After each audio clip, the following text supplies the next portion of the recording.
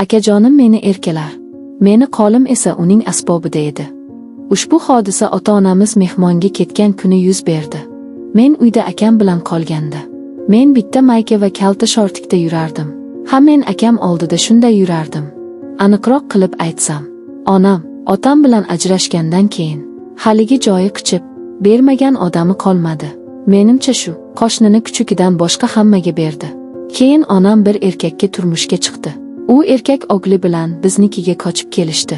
Uni ohli juda kelishgan yigit edi. Ota-onam biron joyga ketdi degandan men yengil kiyinib chiqardim. Bir kuni yana yolg'iz qoldik. Ota-onam mehmonga ketishgandi. Men ichi ko'rinadigan mayka kiydim va kalta shortida uning xonasiga kirdim. Men kirganimda u kiyimsiz yotardi. Men uni yoniga borib asbobini ushladim. U menga faqat kulib qarardi.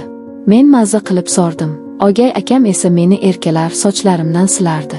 Va o'sha kuni u meni har xil uslubda qildi. Bu haqiqiy mazza edi.